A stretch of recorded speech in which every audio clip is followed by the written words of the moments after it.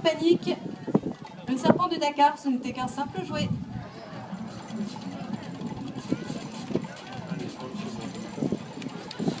On se tape, voilà. Attends. Allez, c'est aussitôt reparti. Et après le très bon marcheur africain, nous allons pouvoir accueillir le sprinter de la Pampa sud-américaine. En général, avec lui, c'est un peu plus rapide. Allez, il va aller Speedy Gonzalez. Je dis bien en général. Ce n'est pas une source sûre. Je ne veux pas.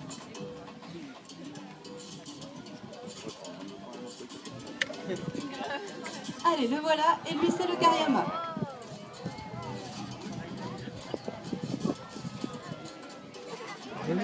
Hop, tam, tam, tam, tam, tam.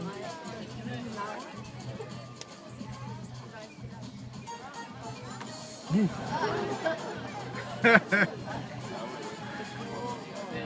Bouf.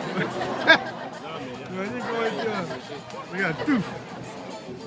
Comme ça, il tient le... Et tout comme le Galao, il se nourrit lui aussi de serpents. Il va donc les chasser, les attraper. Et contrairement à son cousin africain qui va leur donner de violents coups de bec, lui, il va tout simplement l'assommer. Une petite démonstration? Non? Voilà.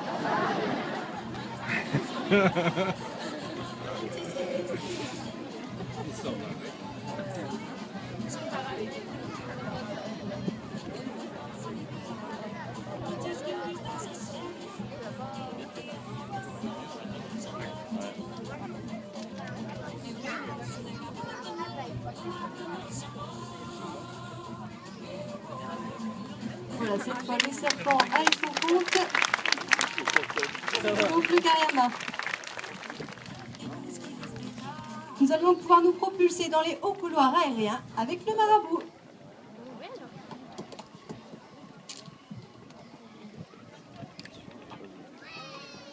Allez, le temps pour lui de décoller.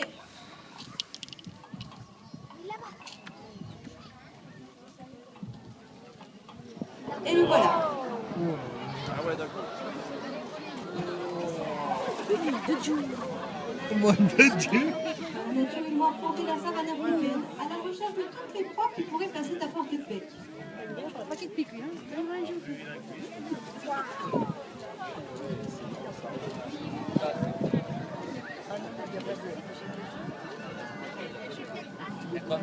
Et tout comme les vautours, ce sont eux aussi des adeptes du vol plané, mais de très haute altitude puisqu'ils ont déjà été observés à plus de 9000 mètres de hauteur.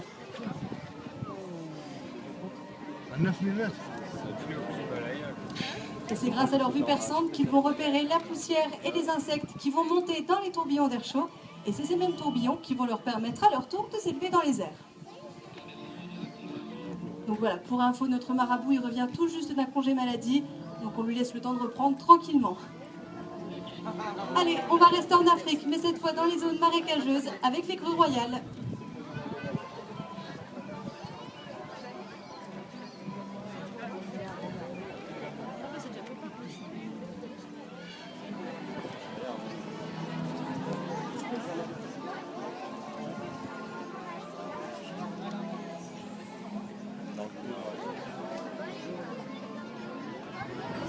Ces superbes oiseaux vols majestueux fascinent depuis des millénaires les peuples du monde entier.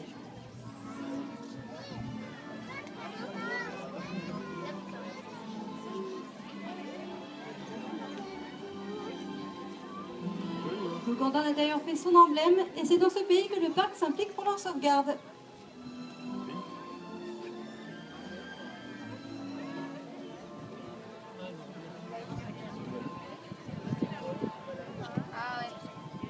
Donc je rappelle à toutes les personnes que lorsque la grue passera juste devant vous, il ne faudra surtout pas tendre les mains vers elle. Merci.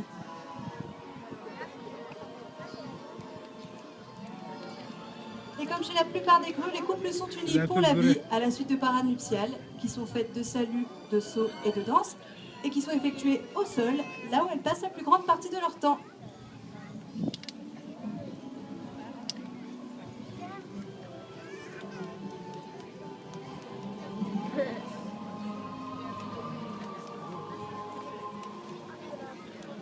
Allez, on va laisser ces jolies demoiselles repartir tranquillement car il est temps pour nous de retrouver les plus tropicaux de nos oiseaux. Voici les perroquets. Ah, Je l'ai pas vu venir. Il y a une grue, elle est restée là.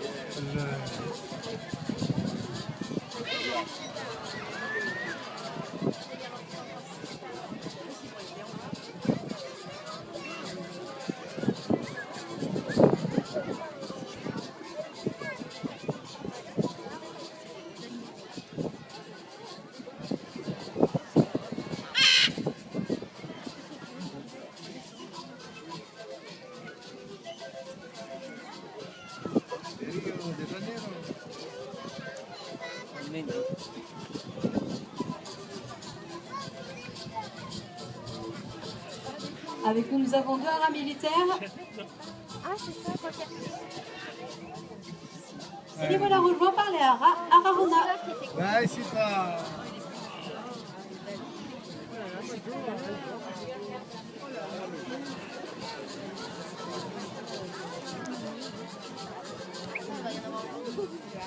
Oui, il y en a. Si, c'est début t'as pris ce matin, plutôt ça. Allez. Je les ai pris, surtout ce matin, les deux.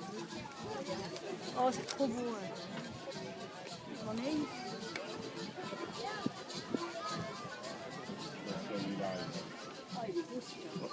On a tombé dans la bonne endroit. Ça, je voulais le mettre en haut. Regardez les bien volés, c'est toute une organisation. Les ailes vont servir à se diriger, tandis que leurs les plumes pendant le vol sont rassemblées, va permettre le freinage en s'ouvrant en éventail juste avant de se poser.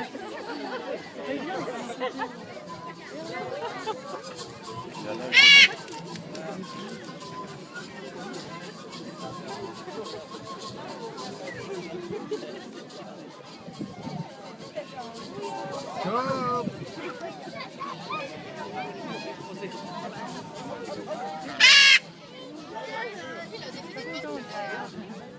Il y a un problème.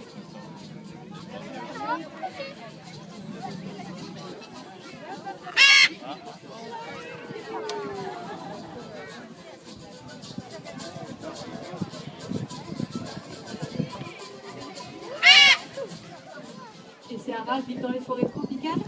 Ce sont d'ailleurs ces mêmes forêts qui abritent plus de la moitié des espèces animales et végétales de cette planète. Et pourtant, une zone de forêt de la taille d'un terrain de foot disparaît toutes les 3 saisons. Hey.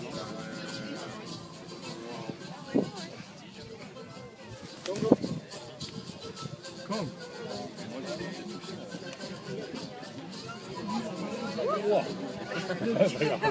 Et des perroquets, en voilà d'autres.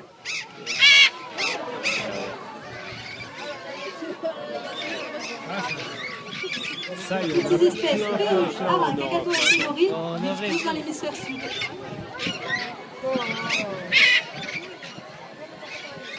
Allons là, je vais le faire en vidéo. Allez, il y a de la place pour tout le monde. Voilà, je vais commencer les présentations avec ceux qui sont avec moi. Il s'agit des loris. Voilà, Salvin. Vale, il va venir.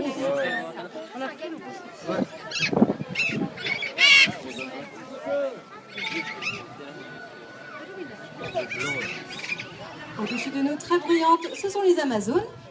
Elles sont capables d'imiter et de reproduire certains sons, voire même le langage.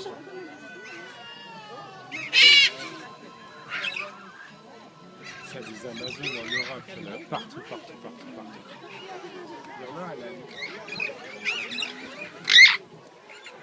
Et pour finir, nous avons les kakatoès, facilement reconnaissables à la hutte de plumes qu'ils portent sur la tête et qu'ils vont déplier selon leur humeur ou pour intimider un congénère par exemple. Donc celui-ci, tout le monde l'a vu, c'est le kakatoès nasique.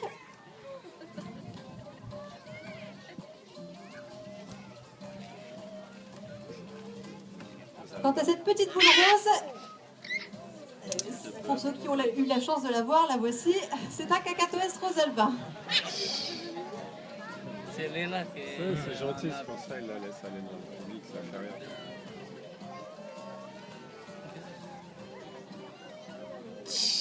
Je l'écoute pas.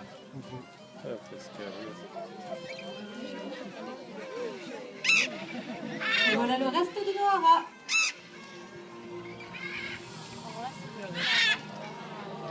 Nous Nous avons donc les haras Ararona, les haras militaires, et en rouge, ce sont les haras chloroptères.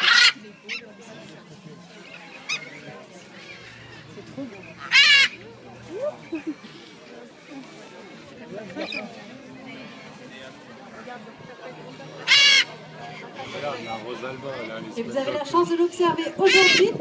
Les haras partenaires d'une même famille ou d'un même groupe volent pas près les uns des autres en se touchant presque les ailes. Et regardez d'ailleurs, ils pratiquent le vol battu et non le vol plané. Ils sont sans cesse en train de battre des ailes pour avancer. C'est un exercice relativement fatigant. C'est comme dans les arbres où ils se déplacent avec leur bec comme une troisième patte qui vont trouver un repos bien mérité. Le blanc et le bouche rouge. Les manches sont top. Le blanc. Le blanc, on partait rien. Voilà, je vais donc pouvoir conclure cette présentation avec un des plus étranges perroquets. Si mademoiselle veut bien venir avec moi. Ah. Allez, tu vas couper les orteils un peu plus tard. Et donc ce perroquet, c'est le Kea. Et s'il est aussi particulier, c'est parce qu'il vit dans les montagnes, en Nouvelle-Zélande, et que contrairement aux autres qui se nourrissent que de graines et de fruits, il va lui arriver parfois de manger de la viande, et il va donc jouer les charognards.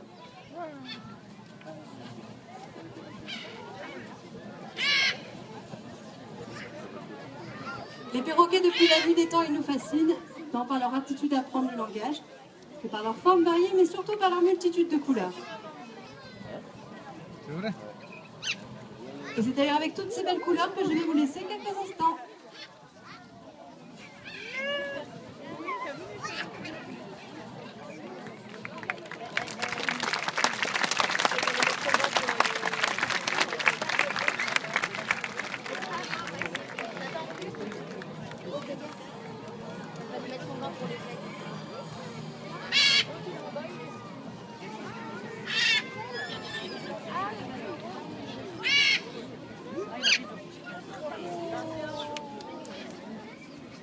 Viens dessus, viens là, Issa. Ah, c'est qui en va, je sais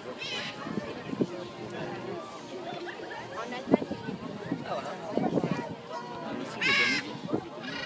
Et ouvrez bien grand vos yeux car ce n'est pas encore fini.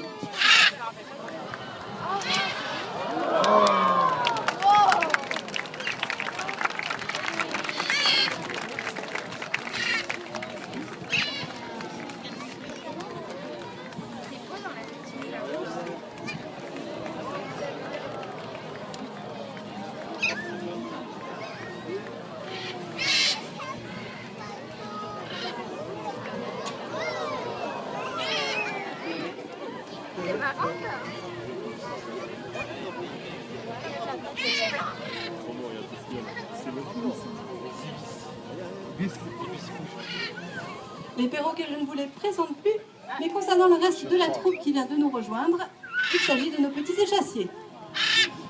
Chaque espèce est facilement reconnaissable par la forme de son bec ou bien encore par sa couleur.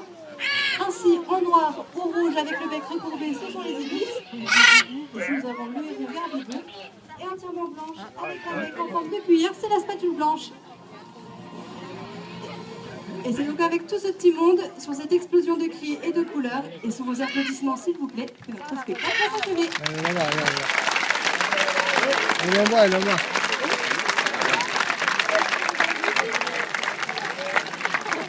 Mais je veux pas le chef du petit. Là.